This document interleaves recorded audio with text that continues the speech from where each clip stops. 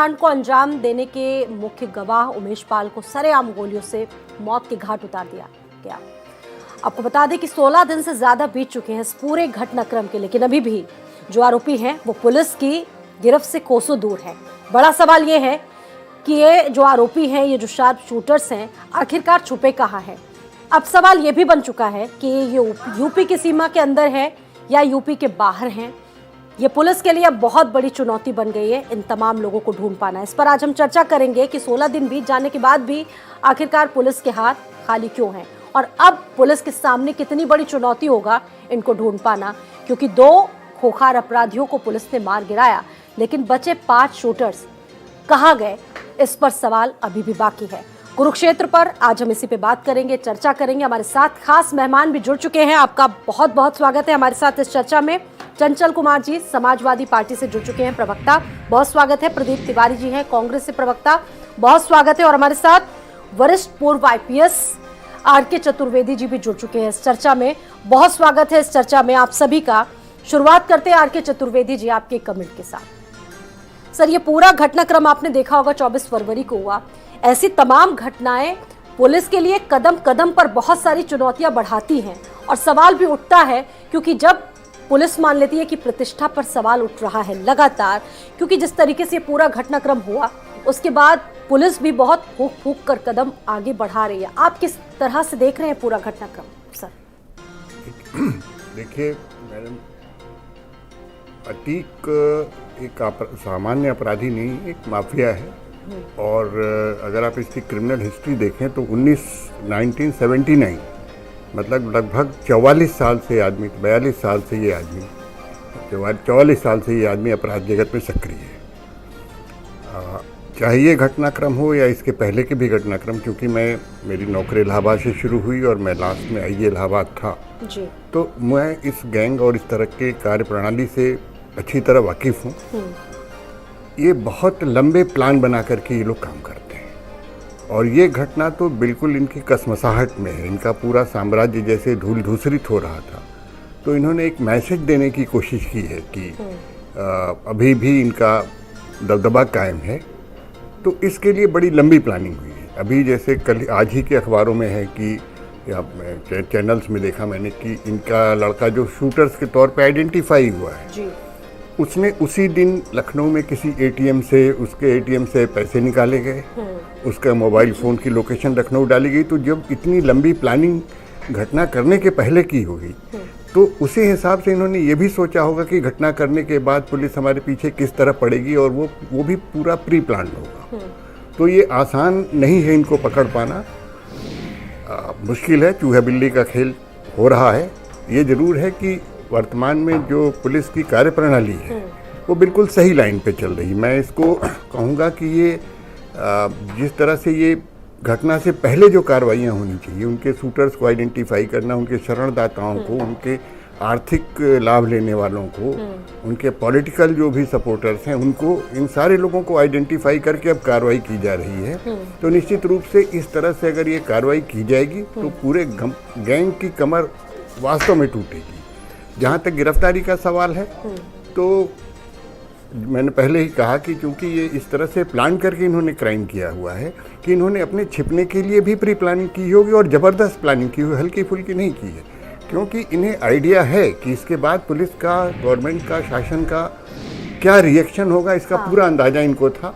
तो उसी हिसाब से इनकी प्लानिंग हुई और उसी तरह से ये छिप रहे हैं, लेकिन ये बहुत दूर नहीं जा पाएंगे। मुझे लगता है कि जो वर्किंग चल रही है, जो काम चल रहा है, वो सही दिशा में चल रहा है, जिसका परिणाम 2 शूटर्स मारे गए हैं इनके, और बाकी भी आज नहीं तो कल इनका हिसाब किताब बराबर जरूर होगा। लेकिन सर सवाल ये कि अगर वक्त रहते चीज़ें होती हैं तो बात ही अलग होती है। 50 जिलों में हमने देखा छापा पड़ा है, और आज तो खबर ये भी है कि यूपी की सीमा से भी बाहर जा सकते हैं, नेपाल जाने की फिराक में थे, कुछ शूटर ऐसे भी थे। मैंने आपसे पहले ही कहा कि स्थितियों बहुत ही चुनौतीपूर्ण है, और क्योंकि एक 44 साल के आपराधिक इतिहास वाले माफिया गिरोह की कार्रवाई है, तो इन्होंने अपनी पूरी तैयारी की हो, समय लग सकता है, लेकिन ये भी है कि कार्रवाई सही होनी चाहिए, समय चाहे कम लगे या ज़्यादा लगे, कार्रवाई में लापरवाही नहीं होनी पुलिस चाहिए। की भूमिका ठीक है, पुलिस की भूमिका बिल्कुल ठीक है, और एज ए पुलिस ऑफिसर 35 साल मेरी सेवा रही जी, और 14-15 जिलों में मैं एसपी एसएसपी रहा हूँ। तो पुलिस की कार्रवाई बिल्कुल सही दिशा में चल रही है, और ये कार्रवाई घटना के बाद होना थोड़ा सा वो करता है। अगर ये सारी चीज़ें कि हर गैंग के साथ शुरू में ही कर दी जाएं, उनके हर तरह के जो सपोर्टर्स हैं, उनके आर्थिक मददगार हैं, उनके लीगल मददगार हैं, उनके पॉलिटिकल मददगार हैं, उन सब की कमर अगर तोड़ दी जाए तो माफिया पनपेगा ही नहीं। तो ये कार्रवाई मेरी हिसाब से बिल्कुल सही दिशा में चल रही। समय लग सकता है, लेकिन इसके परिणाम अच्छे होंगे और इस गैंग की कमर टूटेगी। जी ठीक है, पुलिस अपनी भूमिका ठीक तरह से निभा रही है, और सबसे बड़ी बात यह है कि डीजीपी खुद इस पूरे घटनाक्रम की समीक्षा कर रहे हैं। और हमारे साथ आर.के. चतुर्वेदी जी जुड़े हुए हैं, बहुत अनुभवी हैं, उन्होंने ऐसी तमाम एक्सपीरियंसेस उनके साथ जुड़े हुए हैं, खुद उन्होंने बहुत से ऐसे वाक्य देखे हैं, वो साझा भी करेंगे हमारे साथ। आगे हमारे साथ बीजेपी से आनंद दुबे जो जुड़ चुके हैं, बहुत स्वागत है आपकी। एक टिप्पणी के साथ इस चर्चा की शुरुआत करेंगे। क्या सरकार यहाँ पर पारदर्शिता से अपना काम कर रही है? क्योंकि सवाल उठ रहे हैं, एनकाउंटर पर भी सवाल उठ रहे हैं, बुलडोजर पर भी, और देखिए 16 दिन से ज्यादा का वक्त बीत चुका है। अब तो आपके लिए भी पूरा घटनाक्रम प्रतिष्ठा का सवाल बन गया है। आनंद जी, देखिए, जो आपने 3 प्रश्न किए, मैं तीनों का अलग अलग जवाब देता हूँ। पहली चीज आपने कहा कि कार्रवाई पर सवाल उठाए जा रहे हैं, एनकाउंटर पर सवाल उठाए जा रहे हैं। देखिए, ये कोई पहली बार नहीं। उत्तर प्रदेश में जब से पूज्य योगी आदित्यनाथ जी ने सत्ता संभाली है 2017 के बाद से, लगातार हर मोर्चे पर, सदन के अंदर सदन के बाहर, उन्होंने इस बात की प्रतिबद्धता जताई है कि उत्तर प्रदेश में अपराध के लिए कोई स्थान नहीं। जो भी उत्तर प्रदेश में अपराध करेगा उसको कानून के तहत सजा दी जाएगी, उसको उसके उचित स्थान पर पहुंचाया जाएगा। उत्तर प्रदेश में जब से हमारी सरकार आई है 10,000 से ज्यादा एनकाउंटर्स हुए हैं, उनमें 168 से ज्यादा अपराधी वो पुलिस की गोली से मारे गए हैं, 4,500 से ज्यादा घायल हुए हैं, 22,000 से ज्यादा गिरफ्तारियां हुई हैं, और करीब 2,500 करोड़ से ज्यादा की संपत्ति अपराधियों और उनके लोगों से जब्त की गई। लगातार ये कार्रवाई चल रही है। उत्तर प्रदेश को भयमुक्त उत्तर प्रदेश बनाने के लिए हम लोग दिन रात काम कर रहे हैं। अब जहां तक बात रही विपक्ष के सवाल उठाने, उतना भयमुक्त आप बना नहीं पाए हैं, लेकिन माफ कीजिएगा आनंद दुबे जी, उतना भयमुक्त उत्तर प्रदेश बन ही नहीं पाया है। आज की भी एक तस्वीर अभी मैंने कुछ देर पहले अपने दर्शकों को दिखाई थी शाहजहांपुर से, जहां पर खुलेआम लोग फायरिंग कर रहे हैं। ऐसे न जाने कितने मामले हैं जो आप भी रोज खबरों में देखते होंगे, पढ़ते होंगे आनंद दुबे जी। तो अभी पूरी तरह से कहा नहीं जा सकता उत्तर प्रदेश में एकदम से थर-थर करके कांपने लगे हैं अपराधी। अभी जरूरत और बेहतर करने की व्यवस्था है, ये बात आपको माननी पड़ेगी आनंद दुबे जी। नहीं, निश्चित रूप से दिनों दिन हम बेहतर करने की दिशा में काम कर रहे हैं। मैंने यही आपसे कहा कि हम भयमुक्त उत्तर प्रदेश बनाने की तरफ अग्रसर हैं और उस पर हम काम कर रहे हैं। जो लोग भी कानून के खिलाफ कार्रवाई कर रहे हैं, हम उनके खिलाफ कार्रवाई कर रहे हैं।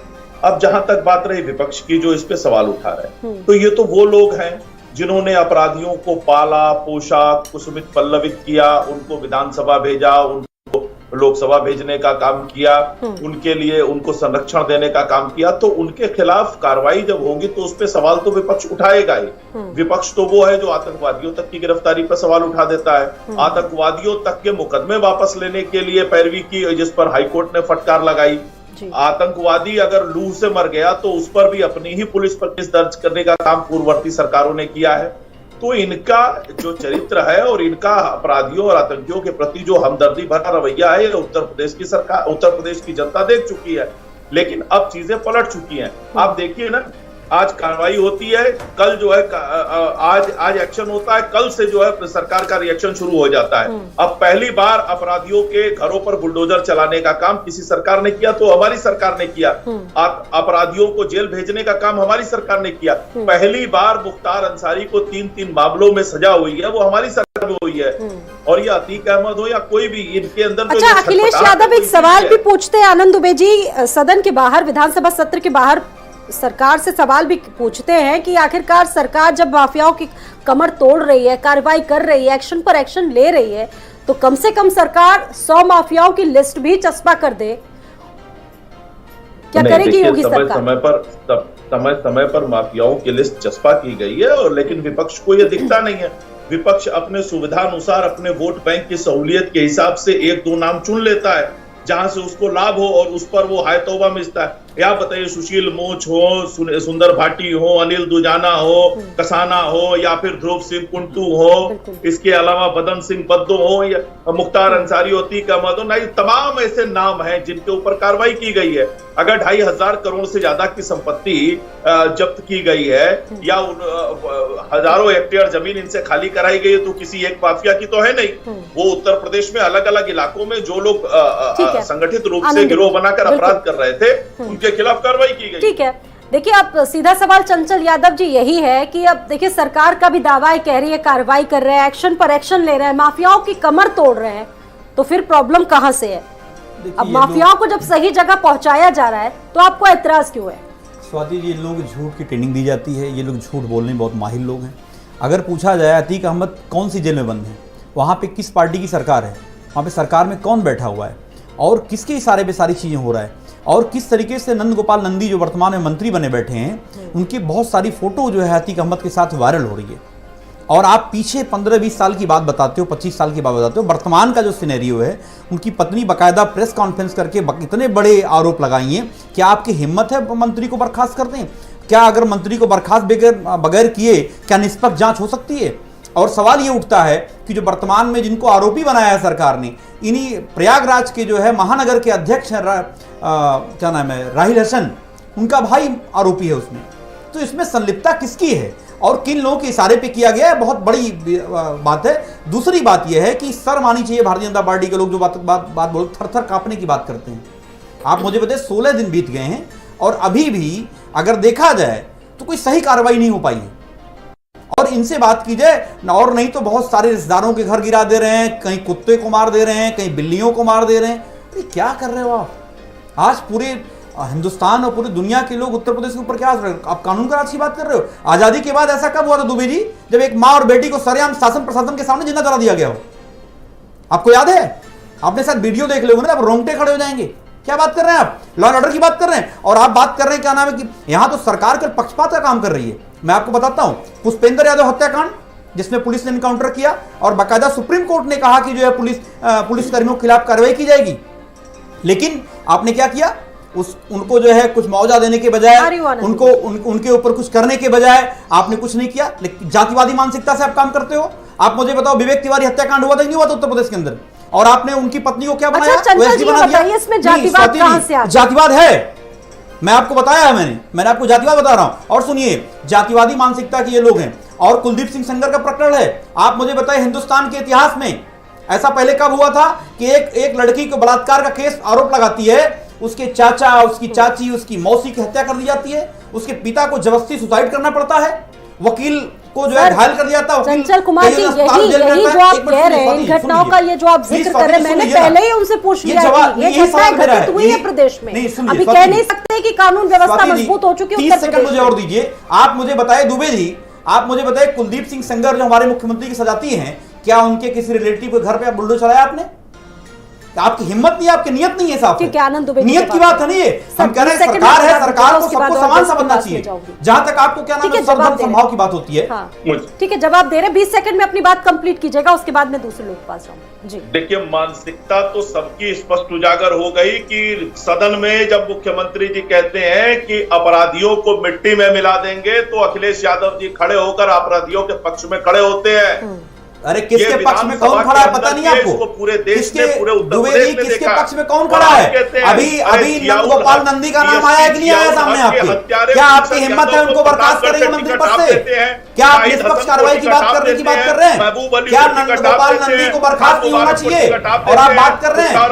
आप भी बताइए ना, आप बताइए चिन्मयानंद स्वामी के ऊपर जो हाई कोर्ट ने जब कहा तब जाकर के माननीय न्यायालय ने बोला है, तो जाकर के एफआईआर हुई है। और उस एफआईआर में क्या हुआ? उस एफआईआर में क्या हुआ आप मुझे बताइए ना। तो जो मुख्यमंत्री जी के पास जाति लोग हैं, जो लोग हैं, उनके खिलाफ आप कार्रवाई करने की हिम्मत नहीं कर पाते।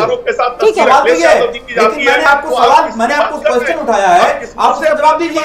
मैंने आपसे पूछा कि आप मुझे बताइए कि आजादी के बाद ऐसा कब हुआ था करता हूं कि एक मां और बेटी को जिंदा जला दिया गया?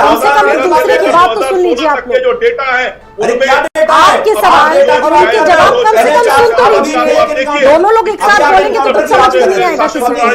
कम से कम आनंद दुबे जी कम से कम उनके सवालों को सुन लीजिए, फिर बेहतर तरीके से जवाब दीजिएगा।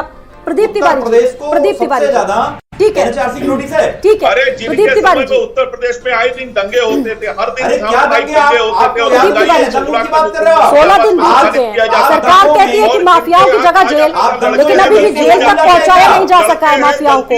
2 शूटर्स को इधर पहुंचा गया है, 5 अभी भी फरार है, जैसे देख रही है कांग्रेस। प्रदीप जी, ठीक है, सवाल समझ में नहीं आया एक्चुअली, काफी ज्यादा। सर यही सवाल है कि 16 दिन बीत चुके हैं, सवाल लगातार उठ रहे हैं, किस तरह से देख रही है कांग्रेस इस पूरे घटना को? देखिए, उत्तर प्रदेश में कानून का इकबाल बुलंद करने के नाम पर योगी सरकार आई और कानून का इकबाल तो बुलंद नहीं हुआ, मगर जितना माहौल भारतीय जनता पार्टी की सरकार में उड़ा है, मुझे याद नहीं किसी सरकार में कानून का इतना माहौल पुलिस वालों के द्वारा ही उड़ाया गया हो।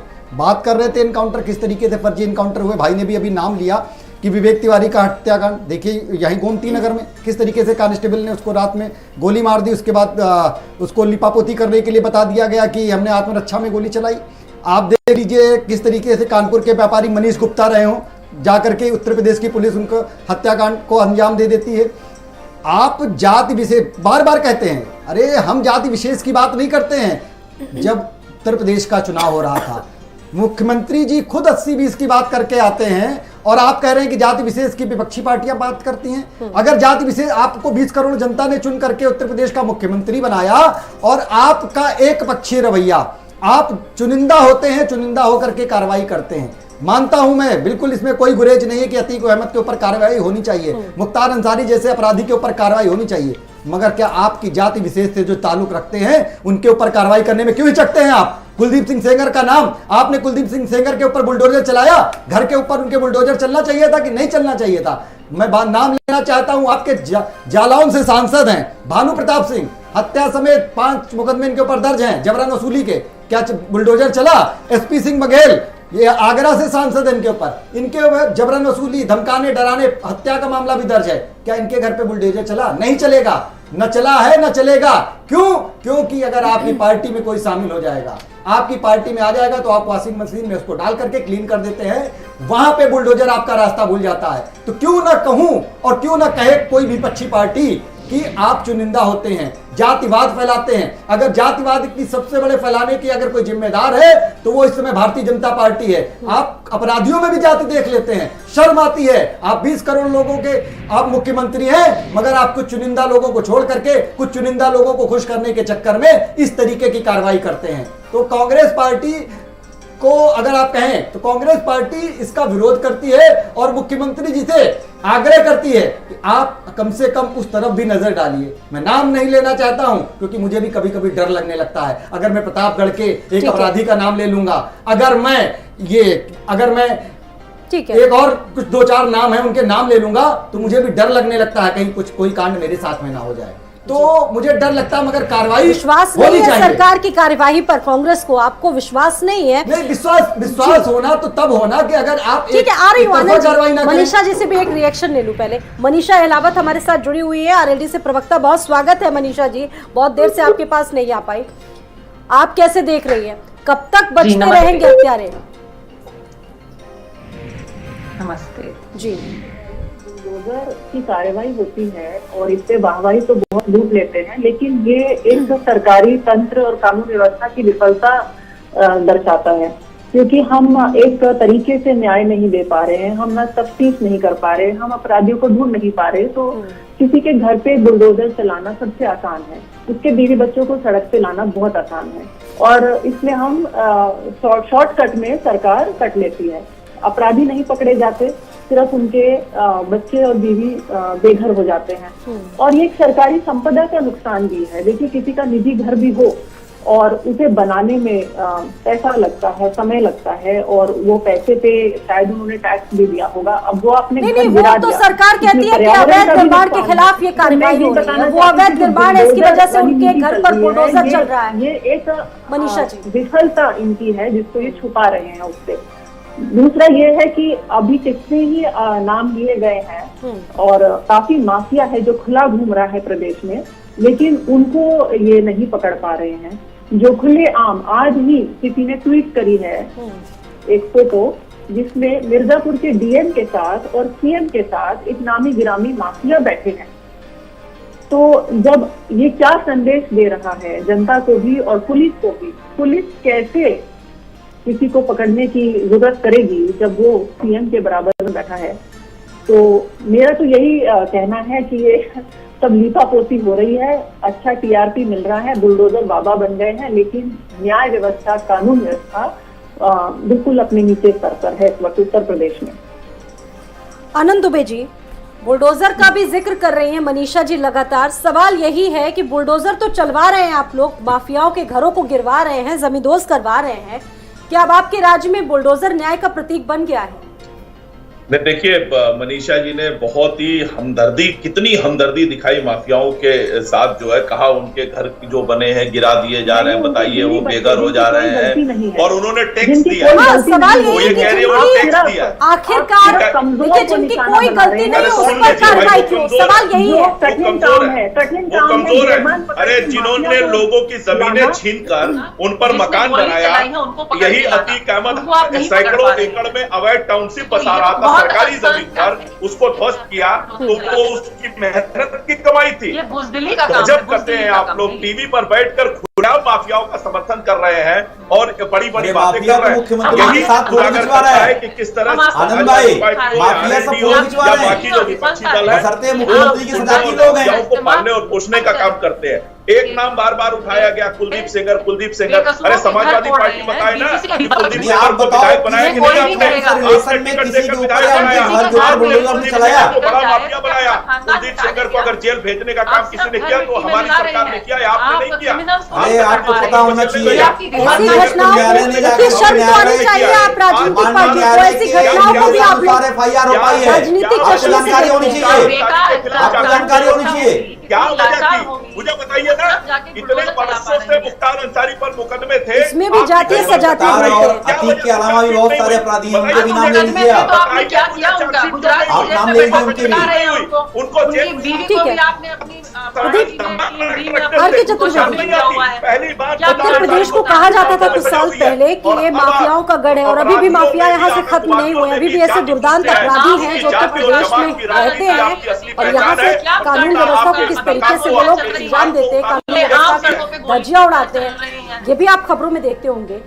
कितना वक्त लगेगा इन तमाम चीजों को टैकल करने पर, और पुलिस पर कितना दबाव रहता है जब ऐसी घटनाएं होती हैं? तो देखिए, पुलिस तो बहुत सारे दबाव में काम करती है। पुलिस चाहे जबकि भी पुलिस रही हो, उसके ऊपर बहुत सारे दबाव होते हैं, कुछ सामाजिक होते हैं। निश्चित रूप से जनप्रतिनिधि लोग, चाहे वो किसी भी दल के हों, मैं किसी दल विशेष की बात नहीं कर रहा हूँ, राजनीतिक जो भी जनप्रतिनिधि होते हैं उनके अपने दबाव होते हैं, उनके अपने इंटरेस्ट होते हैं, जिसकी वजह से तो पुलिस को तो बहुत सारे दबावों के बीच में काम करना ही पड़ता है। रह ये गया कि अब पुलिस, जो भी हमारे पुलिस के अधिकारी हैं या पुलिसकर्मी हैं, उनको आइडेंटिफाई करना पड़ता है कि वो दबाव कहाँ तक माना जाए, कहाँ तक न माना जाए। अगर वो दबाव समाज विरोधी होगा तो उसे निश्चित रूप से नहीं मानना चाहिए और नहीं माना जाता है।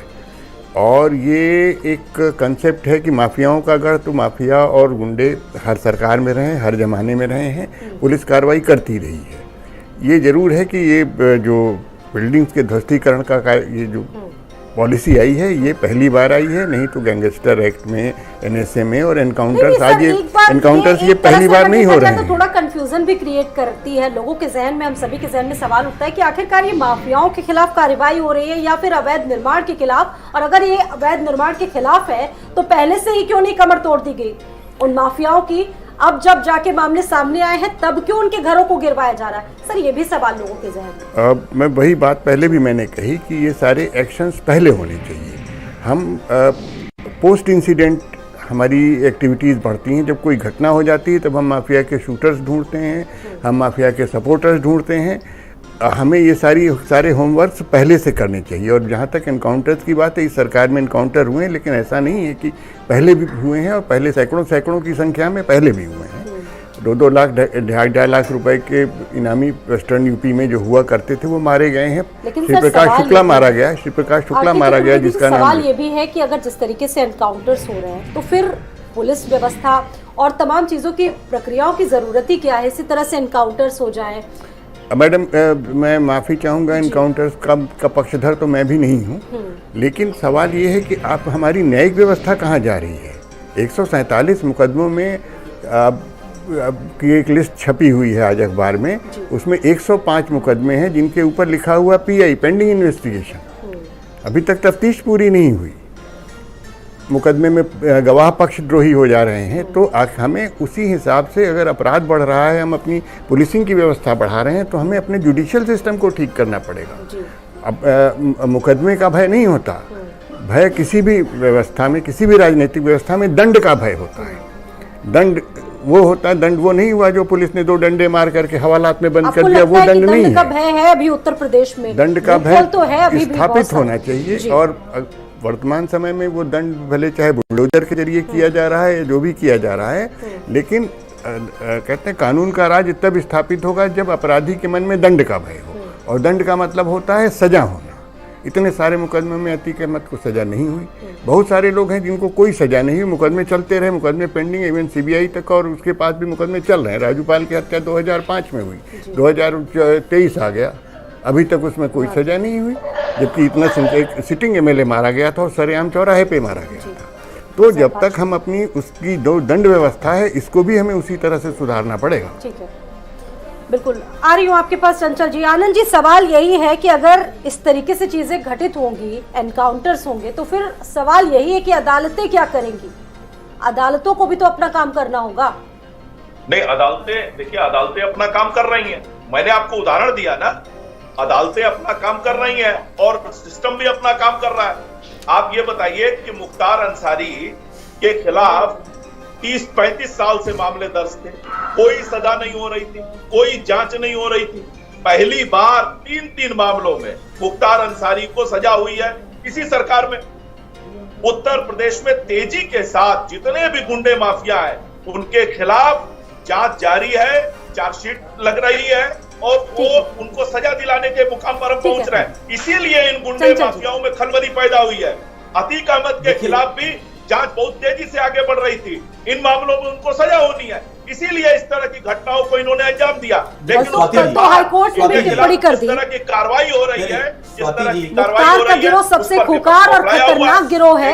हाईकोर्ट की तल्ख टिप्पणी, उसके पहले अतीक अहमद पर भी टिप्पणी की थी हाईकोर्ट ने। स्वाति जी, मैं बताना चाहता हूँ, जो लोगों को आतंकित करने का काम करेगा, समय में शासन, जितनी जेलें हैं, आप अभी उदाहरण देखते होंगे, आए दिन जेलों की घटनाएं होती रहती हैं, जेलों के अंदर हत्याएं भी हो रही हैं, जेलें सुरक्षित नहीं है। जो कहा जाता है, अभी आपने देखा, आप सोचिए अतीक अहमद वहां बंद है अहमदाबाद में, इनका भाई जो है अशरफ यहाँ पे बंद है उत्तर प्रदेश के, आई थिंक बरेली में शायद बंद है, अबादा में बंद है, इसका एक बेटा बंद है। आप मुझे बताइए कि ये 3 के सब जब जेलों में बंद हैं, तो जेलों के अंदर रह करके, जो भारतीय जनता पार्टी के लोग कह रहे हैं, जेलों के अंदर रह करके वो कैसे इतने बड़े बड़े काम कर जा रहे हैं? और आपकी पुलिस कर क्या रही है? जेल पुलिस क्या कर रही है? और आपका LIU क्या कर रहा है? और आपकी जो इन्वेस्टिगेशन टीम है, हमारी जो एजेंसियां हैं, वो सब क्या कर रही हैं? सवाल बहुत सारे हैं। भारतीय जनता पार्टी के लोग जो है तो बड़ी बड़ी बातें करते हैं, अच्छी बातें करते हैं। इन्होंने लॉ एंड ऑर्डर को लेकर के आज के समय में कोई भी देखो कि प्रचार चल रहा है, लेकिन ये कर क्या रही है नहीं बताते हैं। अभी इनसे पूछा जाए, आपने पुलिस को सशक्तिकरण करने के लिए क्या काम किया है, कि कुछ नहीं, इनके पास कोई जवाब नहीं है। आपने अगर आज बात करो कि महिलाओं को अधिकार देने के लिए हम लोगों ने वुमेन पावर लाइन लेके आए 1090 पे, महिला कोई फोन करती है तो कम से कम थाने में आज अगर 112 जो हम लोगों ने चालू की, आज बस से बदतर हालात में है, क्योंकि बड़े बड़े कांड नहीं होते, कांड हो रहे हैं। अगर ये 109 सही कर दिया जाए, अगर डायल हंड्रेड को सही कर दिया जाए। अच्छा अतीक जी, आपके हिसाब से, समाजवादी पार्टी के हिसाब से ऐसे लोगों पर क्या कार्रवाई होनी चाहिए? माफियाओं को किस तरीके से लाना चाहिए? आप बताओ, आप मुझे बताओ, अतीक अहमद कौन सी जेल में बंद है और वहां पे सरकार किसकी है, और कर क्या रहे हो आप लोग? और वो जेल के अंदर से कैसे काम कर रहे हो आपके समय में? अरे आपके समय में क्या बात कर रहे हो आप? अभी नंदगोपाल नंदिया आपके मंत्री है कि नहीं है? नंदगोपाल नंदिया आपके मंत्री है कि नहीं है? और आपके आज महानगर अध्यक्ष राहिला था कि नहीं था? अभी आपने पार्टी से क्यों निकाला उन्हें? अभी आपने पार्टी से क्यों निकाला है? ये सारे क्यों झूठ बोलने का काम करेंगे चैनल बैठ करके आप? केवल झूठ बोल रहे हैं आप? सभी गुंडे माफियाओं, अरे सभी गुंडे माफियाओं की लंबी फहरिस्त है। एडीआर की रिपोर्ट पढ़िए, एडीआर की रिपोर्ट पढ़िए आप पहले। आपको जानकारी नहीं है? 70% से अधिक जो है भारतीय जनता पार्टी के अंदर विधायक और मंत्री है, और हिंदुस्तान के इतिहास में पहली बार ऐसा हुआ होगा कि माननीय मुख्यमंत्री जी ने अपने कर्मियों को किए हैं, डिप्टी सीएम अपने योगी आदित्यनाथ कहते हैं कि माफियाओं के अड्डों को अपराधियों की बात कर रहे हैं, तरीके से तबाह कर दिया गया, कौन झूठ बोल जड़ों रहा को है? खत्म कर देंगे। गुमराह करने में आप लोग माहिर हैं। हर साल जो है कार्रवाई करने के लिए आपने क्या कार्रवाई की? आपने नहीं बताया की सरकार आई है, लगातार अपराध में गिरावट हुई है, लेकिन ठीक है, चूंकि आप प्रदीप जी, आप अपराधियों के बोलिए। हमदर्द हैं, देखिए, जिस आप तरीके उनसे से हिस्सेदारी लेते बड़ी हैं, बड़ी आप बातें उनसे भारतीय पैसा जनता उठाई पार्टी के करते हैं, प्रवक्ता इसलिए महोदय आपको बैठ करके तकलीफ हो टीवी रही पे है। कर रहे हैं समाजवादी कि पार्टी कानून का राज स्थापित हो गया है। सरेआम लोग कह रहे हैं। बैठ करके झूठ बोलने में तो ये लोग बहुत माहिर हैं, बहुत माहिर है कि अरे कभी भी कुछ भी बोल सकते हैं आपके कि झूठ कानून का पर राज पूरे स्थापित हो गया, उत्तर बिल्कुल प्रदेश कानून का ने इकबाल बुलंद है और सब आप कुछ सबके राम राज्य झूठ चल रहा पूरे है। उत्तर मगर जब प्रदेश आप देखते हैं की जमीन पे जनता ने उतरते देख हैं, लिया। आपका इसीलिए सीधे आप- सीधे एलआईयू का इसीलिए आप फेलियर है, चुनाव दर चुनाव आपका हारते इंटेलिजेंस जा रहे हैं फेलियर है। और सिमटते इस पे जा रहे आपको हैं। शर्म आनी चाहिए कि इस तरीके की घटना घटनी नहीं चाहिए थी। एक गवाह जिसकी हत्या कर दी जाती है खुले आम, जहां पे पब्लिक मौजूद है वहां पे इस तरीके की वारदात, किस तरीके से बम फेंके जा रहे थे सभी ने देखा।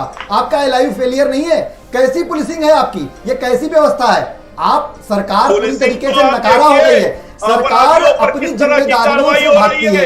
क्या आप बताइए, अखिलेश यादव जी की सरकार गई, उसके बाद आपकी सरकार आई, आपने पुलिस में कितने पद बढ़ाए, कितना पद बढ़ाया पुलिस? ये आप तो एक तो रिपोर्ट आई है कि यहाँ पे पुलिस से ज्यादा हथियार तो यहाँ के बदमाशों के पास में रहते हैं, यहाँ के पुलिस से ज्यादा हथियार तो बदमाशों के पास में है। आपने ना पुलिसिंग बढ़ाई है, ना आपकी व्यवस्था सुचारू रूप से चल पा रही है। ये सीधे सीधे आपके फेलियर के कारण एक व्यक्ति को अपनी जान से हाथ धोना पड़ा। बिल्कुल, अगर एलआईयू आपकी इतनी मजबूत होती, देखिए जाहिर सी बात है आनंद दुबे जी, आपकी आंखों पर मोटा पर्दा चढ़ा हुआ है।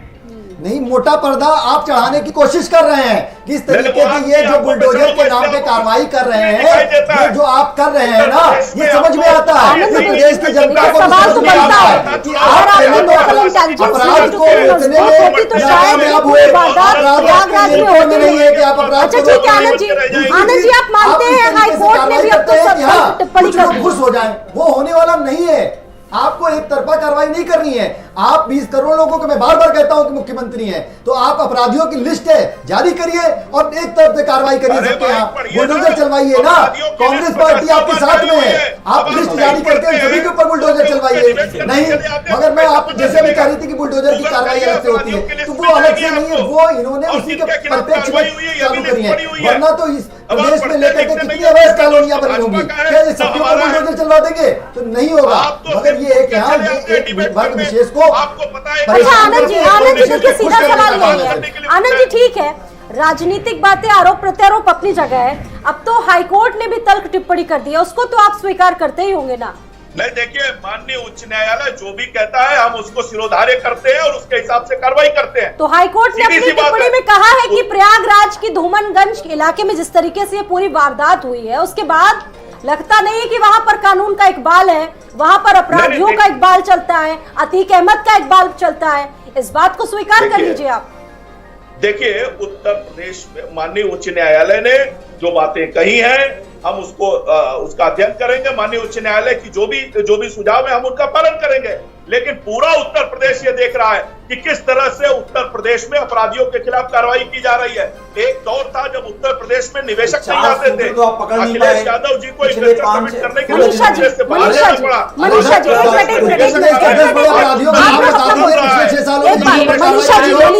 उत्तर प्रदेश के 10 अपराधियों के नाम तो नाम नहीं आता। मनीषा जी ऐसी दुस्साहसिक वारदातों को अंजाम देने के बाद माफिया दूसरी जगहों पर, दूसरे मोर्चों पर भी सक्रिय हो गए। एक मिनट थोड़ा शांत हो जाए। आप दो समस्याओं का समाधान कर सकते हैं। सुनिए, अरे ठीक है, अगर ठीक है भर्ती हो मनीषा जी निदान होगा और पुलिस के हाथ, पुलिस का थोड़ा काम का बोझ कम होगा। पर कैपिटा पुलिस फोर्स हमारे प्रदेश में इतनी कम है कि पुलिस चाहे भी तो तफ्तीश पूरी नहीं कर पाती है।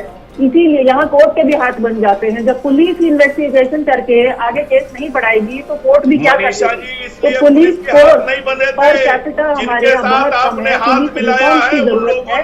और मैं बार बार पिछली बार भी मैंने बोला था, जिसको भाजपा प्रवक्ता ने मजाक बना दिया था, पर आपको पुलिस फोर्स के हाथ मजबूत करने होंगे। अगर सीएम हमारी भू माफिया या माफिया के साथ फोटो खिंचाते हैं बैठ के, पुलिस का मनोबल गिरता है, वो आगे कार्रवाई नहीं कर पाती है। तो आप पुलिस के हाथ मजबूत करिए, उनकी संख्या बढ़ाइए। कोई जिला उठा के देख लो, कोई जिला उठा के देख लो। और आपने काम क्या किया पुलिस को लेकर के? आपने पुलिस को हाईटेक बनाने के लिए कुछ काम किया आपने? हम लोगों ने डायल 100 की बिल्डिंग बनाई, पूरे हिंदुस्तान का हाईटेक पुलिस मुख्यालय बनाया, हम लोगों ने डायल 100 लेके आए। आज गांव पुलिस पहुंच रही है, नहीं तो मजाक बनता था पुलिस का। आज पहले मजाक बनता था पुलिस की गाड़ी में पुलिस होती थी, लेकिन इनोवा स्कॉर्पियो और बोलेरो देने का काम किया, किस सरकार ने काम किया? गलती तो आपके विधायक कुलदीप सेंगर से नहीं हो गई। झूठ बोलने में माहिर है।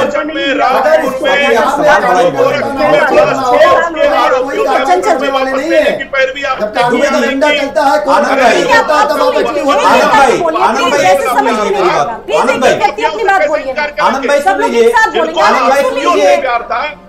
सर अभी 5 साल आपकी सरकार रहेगी सूबे में, आपको बोलने का पूरा मौका मिलेगा। आनंद भाई कम से कम यहाँ तो सुन लीजिए, 30 सेकंड सुन लीजिए। देखिए स्वाति जी, एक घटना जो वहाँ पे हुई है जिसमें 2 कांस्टेबल मारे गए बेचारे। एक संदीप निषाद, मैं उससे घर होके आया हूँ, आजमगढ़ जिले से बिलोंग करता है, हिरौला ब्लॉक के अंदर। आप बिलीव नहीं करोगे, एक ही कमाने वाला एक बंदा था, 3 भाइयों में बीच वाला भाई था, पूरा गरीब परिवार है, निहायत ही गरीब परिवार है।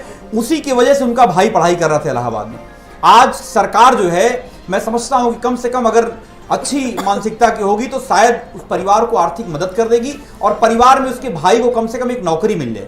ये मेरी सिफारिश है। कम से कम वो, मैं परिवार में होके आया हूं, बहुत बद से बदतर हालात से गुजर रहा हूं परिवार। रही थी परसों अभी, सुन लीजिए। सिफारिश करिए, अरे क्या बात कर रहे हो यार, कम से कम संवेदनशील तो बनिए, संवेदनहीन मत बनिए।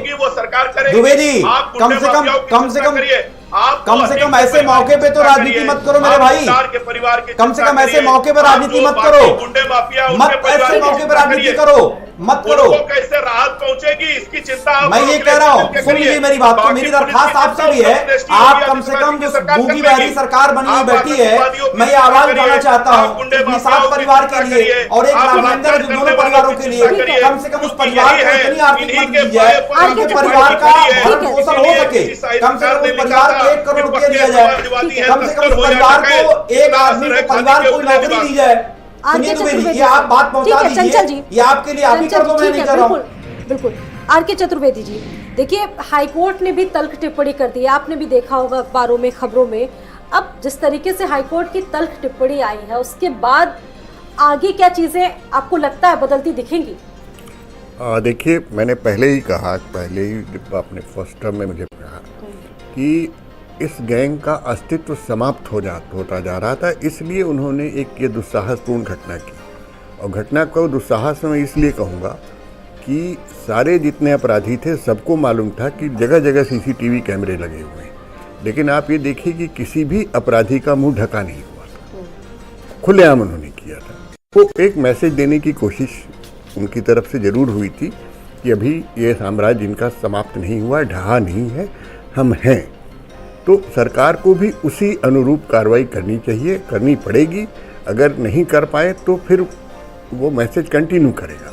अभी फिलहाल उस क्षेत्र में उस भय को समाप्त करना पड़ेगा और सरकार बिल्कुल सही दिशा में कर रही है। मुझे लगता है कि जो चीज़ें मैंने पहले भी कहा कि जो चीज़ें बाद में हुई, पोस्ट इंसिडेंट हो रही हैं, ये सारे लोग किसी भी गैंग के हों, मैं केवल एक गैंग की बात नहीं करता हूँ, हर माफिया, हर गुंडे के लिए इसी तरह से उसके सारे आइडेंटिफाई किए जाएं, उनके सारे मुकदमे निकाले जाएं, किस मुकदमे में ट्रायल की क्या पोजीशन है, उनके तफ्तीश कहाँ पर पहुंची है, मुकदमे की विवेचना के बाद उसका परीक्षण करके सज़ा दिलाया जाए। उनके शरणदाता चाहे वो राजनीतिक हों, चाहे वो उस तरह के आर्थिक हों, कई बार परिस्थितियां ऐसी हो जाती कि पॉलिटिकल उनको संरक्षण मिलता है, बहुत सारी पार्टियां उनको संरक्षण देती है और शायद यही वजह है कि कुछ लोगों को गिरफ्तार नहीं किया जा रहा है। मैं उसकी उल्टी बात कह रहा हूँ आपसे। आप कह रही हैं पॉलिटिकल संरक्षण नहीं, इस तरह के जो माफिया होते हैं ये हर पार्टी में अपने लोगों को प्लांट कर देते हैं। इनके लोग हर पार्टी में मिल जाएंगे। अभी जिक्र हो रहा है कि किसी जिला अध्यक्ष कोई थे, वो सत्ताधारी पार्टी के थे। तो ये माफियाज हैं, माफिया इनका जुडिशरी में भी इनका प्लांटेशन हो, प्लांट करेंगे ये लोगों को, पॉलिटिकल सिस्टम में भी करेंगे, बहुत सारे लोग हैं। तो आप पॉलिटिकल पार्टी नहीं, गुप्ता नंदी का लगातार जिक्र कर रहे हैं। मैं कह रहा हूँ बर्खास्त करने में क्या आपको दिक्कत है? कम निष्पक्ष जांच हो जाएगी, आप करिए जो भी करना है, मिट्टी मिलाना मिला दो, लेकिन कम से कम जांच सही होनी चाहिए। कम से कम जो दोषी है उसके खिलाफ जरूर कार्रवाई होनी चाहिए। जो इतना बड़ा आरोप लगा है, क्योंकि आप फोटो पर बात कर रहे हैं, आप बताइए ना, अखिलेश यादव जी की आतंकवादी के पिता के साथ तस्वीर आई, आप मुझे बताओ आतंकवादियों को पाकिस्तान कौन छोड़ के आया था? आप मुझे बताओ, आप राजपुरोहित सुनिए, आप आतंकवादियों की बात कर रहे हैं, आप मुझे बताइए, ध्रुव सक्सेना मध्य प्रदेश में आईटी सेल का आईटी सेल का मेंबर पाया गया, राजपुरोहित राजस्थान का आईटी सेल का मेंबर पाया गया। आतंकवादियों के साथ सब कुछ जाहिर है। अंग्रेजों से जासूसी करने वाले कौन लोग हैं? क्या बात करिए आप? समाजवादी लोग आरोप लगा रहे हैं आप। हम समाजवादियों ने सुनिए जनता के लिए काम किए हैं और पुलिस को हाईटेक करने का काम किया है समाजवादी लोगों ने। क्या बात करते हैं? बनाने का काम करते हैं आप, मिसगाइड करने का काम करते हैं। आज बात आ रही है गोपाल नंदी जी का नाम आ रहा है, अब बर्खास्त क्यों नहीं कर रहे हैं उनको? क्या दिक्कत है? क्या प्रॉब्लम आपकी है? ताल्लुक रखता है, केवल ताल्लुक की बात करेंगे, सरेआम फोटो आ रहा है, सरेआम आरोप लग रहा है, पैसे लेने का आरोप लग रहा है, इसकी जांच क्यों नहीं होनी चाहिए? और मनीषा जी, इसकी जांच क्यों नहीं होनी चाहिए? आपसे छिटक जाएगा, लेकिन कोई जवाब आप दे नहीं पा रहे, फर्जी में बर्बादी कर रहे हो। दंगाइयों, गुंडे, अरे गुंडे दंगाइयों की रिपोर्ट चलती है, एडीआर की रिपोर्ट पढ़िए, एडीआर की रिपोर्ट पढ़िए, पढ़े लिखे आती हैं। आज भी आप आज महिला अपराध उत्तर प्रदेश नंबर 1 है, कस्टोडियल डेथ में नंबर 1 है, संगठित अपराध में नंबर 1 है। आप मुझे बताइए साइबर क्राइम में नंबर 2 है, आप मुझे सारे के सारे अपराध में नंबर 1 है। मैंने डेटा गिरा दिया 2014 से। अरे आज के डेटा की बात करो आप, सरेआम गुंडे माफिया, सरेआम बीच चौराहे में घटना घट रही है, ठीक है। जहाँ पे हत्या हुई है NH है वो। ये बड़ा सवाल यही है कि सारे एविडेंसेस हैं, सारे शूटर्स भी कैसे है, फुटेज में बावजूद हुआ है और जेल के अंदर बंद है, जेल सुरक्षित है क्या? सुरक्षित है आज के समय में? देखिए, समाजवादी पार्टी और भारतीय जनता पार्टी की ये न्योरा कुश्ती चला करेगी, मगर इस प्रदेश की जनता को कुछ मिलने वाला नहीं है। पहले भारतीय जनता पार्टी की जब सरकार नहीं थी तो योगी आदित्यनाथ जी की सरकार आई थी, इसी वादे के साथ आई थी कि महिलाओं का सम्मान करेंगे, अत्याचार बहुत हो रहा है, अब महिलाएं सुरक्षित हो जाएंगी। वहाँ पे भारतीय जनता पार्टी कांग्रेस भी तो नहीं दिख रही है अपनी भूमिका में ना। नहीं, कांग्रेस अपनी भूमिका में नजर आती है। जब आप अभी नहीं रिसेंटली कहाँ सवाल उठा रहे हैं, कहाँ दिख रहा है? मैं आपको जवाब दे देता हूँ। जब महिला सुरक्षा का मामला होता है और हाथरस जगह कांड हो जाता है तो हमारी नेता प्रियंका गांधी सड़कों पे उतरती है। उसके बाद अभी रिसेंटली की मैं आपको घटना याद दिला दूं, रिसेंट में इन्होंने कर दिया क्या, 50 रुपए 10 सिलेंडर पे महंगे कर दिए, हमने प्रदर्शन किया, सड़कों पे उतरे। मगर देखिए, हम जब भी भारतीय जनता पार्टी की प्रदेश को लेकर के, प्रदेश की जनता को लेकर के कोई ऐसी नीति आएगी जो उनके विरोध में हो, तो कांग्रेस पार्टी सड़क से लेकर के सदन तक, संसद तक हम बोलेंगे। और संसद में भी अगर हमारा माइक बंद किया जाएगा तो जहां घोषणा मिलेगा, जहां आप जैसे बोलेंगे। घटना सर उत्तर प्रदेश में घटित हुई है, प्रयागराज में। देखिए, उसको लेकर के उनको शर्म आनी चाहिए कि उच्च न्यायालय ने, इलाहाबाद, जैसा भी आपने कहा, इलाहाबाद उच्च न्यायालय ने क्या टिप्पणी करी है इनके लिए कि वहां पे अतीक अहमद का इकबाल बुलंद है, पुलिस का इकबाल नहीं बुलंद है। तो इनको शर्म आनी चाहिए, इनको शर्म आनी चाहिए कि किस तरीके से आपका गृह मंत्रालय क्या काम कर रहा है। योगी आदित्यनाथ जी के पास गृह मंत्रालय है, आयोग की क्या रिपोर्ट थी इनके पास में, क्या रिपोर्ट थी आयोग की इनके पास में? किस तरीके से कितना बड़ा ये फेलियर है। अगर एक गवाह की इस तरीके से हत्या हो जाती है, इतने बड़े अपराधी के खिलाफ जो गवाह देने वाला गवाही देने वाला था, इनको शर्म नहीं आएगी? इतनी बड़े अपराधी के खिलाफ अगर कोई गवाह था, उस गवाह की हत्या हो जाती है आपके फेलियर के कारण, आपके इंटेलिजेंस के फेलियर के कारण, आपको सही समय आपको जवाब देना चाहिए आप उस और आप सवाल पूछ रहे हैं। एक व्यक्ति की जान चली गई, आनंद जी आपको जवाब देना चाहिए और आप बोल रहे हैं, आपके सवाल पूछ रहे हैं। मनीषा जी पहले आप, भारतीय जनता पार्टी मनीषा जी का फेलियर है, यहाँ आपकी गलती हुई है। मनीषा जी, भाजपा सरकार की वो हालत है कि 6 साल हो गए कोई एक ही कक्षा में फेल हुए जा रहा है, और अगर आप उससे पूछ लें कि क्यों फेल हो रहे हैं, सुधार कर ले, तो वो आप ही पे करने आते हैं कि आप भी तो कब फेल हुए थे, वो कब फेल हुआ था। 6 साल के लिए फेल हुए जा रहे हैं, फेल हुए जा रहे हैं, आगे नहीं बढ़ पा रहे। यही हमने लक्ष्य है। आपके फेलियर के कारण 3 लोगों की जान चली गई, आपको शर्म नहीं आती है? भारतीय जनता पार्टी की सरकार को शर्म नहीं आती है? माफी मांगनी चाहिए। कि आपके फेलियर के कारण 3 लोगों ने अपनी जान गंवा दी। इतने बड़े अपराधी के खिलाफ एक व्यक्ति गवाही देने वाला था, उसकी हत्या कर दी जाती है। 24 में अरे आपको बताना चाहिए, आप 24 में चले जाएंगे, 24 की बात करेंगे, आप यही सब कर करके 24 की बात करने लगते हैं। अरे 3 व्यक्तियों की जान गई, उस पर आपके पास कोई जवाब नहीं है। आनंद दुबे जी, अरे बिल्कुल अच्छा ठीक है, मेरा एक सवाल पहले ले लीजिए, क्योंकि ये आपका फेलियर है कि नहीं, आप इसका जवाब दीजिए। आपके फेलियर के कारण 3 लोगों ने अपनी जान गंवाई कि नहीं गंवाई? आनंद दुबे जी, सवाल यही है। अरे अपराधियों को मिट्टी में मिला देंगे, लाइन बार-बार सुनते हैं। विपक्षी पार्टियों को पता है कि अतीक अहमद के बेटे का एनकाउंटर होने वाला है, और वो कह भी रहे हैं अतीक के बेटे का एनकाउंटर होने वाला है, 1-2 दिनों में ऐसी खबरें आ जाएंगी। जब शिवपाल यादव को पता है ये सारी चीजें, तो आपकी पुलिस कहाँ है फिर? मुझसे आप सवाल पूछ रहे हैं? जी, पुलिस अपनी कार्रवाई कर रही है और वो आपको बता के कार्रवाई नहीं करेगी। पुलिस की जो कार्रवाई होगी वो आपके सामने आ जाएगी। जो भी तफ्तीश आगे बढ़ेगी, अच्छा आनंद भाई, बड़ी ईमानदारी से बताओ, राहिल हसन को जानते हो क्या आप? जो भी कार्रवाई हुई, आनंद भाई, राहिल हसन को जानते हो क्या आप? 2 अपराधी एनकाउंटर में। आनंद भाई, एक सवाल का जवाब दे दो, पूरी डिबेट में एक सवाल जवाब नहीं दे पाए हो। कम से कम एक सवाल का जवाब दे दो अंतिम समय आप। क्या राहिल हसन को जानते हो आप? क्या राहिल हसन को जानते हो आप? आपके प्रयागराज का महानगर का जिला महानगर अध्यक्ष हो, आप जानते हो उसको? उसका भाई जो है इसमें मुख्य अभियुक्त है, इसमें आरोपी नाम उसका है। खामोश थे। आप मुझे बताओ ना, क्या जानते हो नहीं जानते आप उसके बारे में? कम से कम एक सवाल का जवाब दे दो आप। पूरे डिबेट में एक सवाल दे दो आप, एक भी जवाब नहीं दे पाए आप, एक भी जवाब नहीं दे पाए आप। कम से कम एक सवाल का आप राहिल हसन को जानते हो नहीं जानते हो? जियाउल हक जो एक अरे क्या जियाउल हक बात जो पूछ रहा हूँ बता नहीं रहे हो, गलती आपकी नहीं है। यहाँ तो आपको ट्रेनिंग दी जाती है, एक बार बोलो, 2 बार बोलो, बार-बार बोलो, बोलते रहो, झूठ बोलते रहो, यही ट्रेनिंग आपकी जाती है। मुझे पता है, बताइए, आप लोगों को सिखाया जाता है, आदर्श को सिखाते हैं, एक झूठ को 100 बार बोलो, सही हो जाएगा वो। ट्रेनिंग दी जाती है आप लोगों को। दिया गया, बताइए। सवाल पूछा जा रहा है, बता नहीं पा रहे हो आप। एक सीधा सा क्वेश्चन मेरा था, उसका भी आपने जवाब नहीं दिया। पूरी डिबेट में आप हो हल्ला करते रहे और अपनी बस पीठ थपथपाना, आपने एक जवाब नहीं दिया। क्या आपको या भारतीय जनता पार्टी को शर्म आई आपकी लापरवाही की वजह से 3 व्यक्तियों ने अपनी जान गंवाई? आप बताइए ना, आप इस प्रदेश की जनता से माफी मांगेंगे, उस परिवार से माफी मांगेंगे कि आपकी लापरवाही की वजह से ये हादसा हो गया? उस परिवार से माफी मांगेंगे कि आपकी लापरवाही की वजह से ये हादसा हुआ? आप माफी नहीं मांगेंगे, आप माफी नहीं मांगेंगे। इस तरह से विपक्षी दल गुंडे माफियाओं पर कार्रवाई पर छाती पीट रहे हैं। अरे स्वाति को माफी मांगना चाहिए उस परिवार से, इनकी लापरवाही की वजह 3 व्यक्तियों ने जान गंवा दी। माफी आप मांगे। अरे माफी आपको मांगना चाहिए उस परिवार से जिसने अपने परिवार के व्यक्ति को खो दिया। आपको शर्म नहीं आती है? चलते कम से कम ये बता दो आप कि क्या आप सभी का बहुत बहुत शुक्रिया। चंचल जी, वक्त नहीं है इस चर्चा को आगे बढ़ा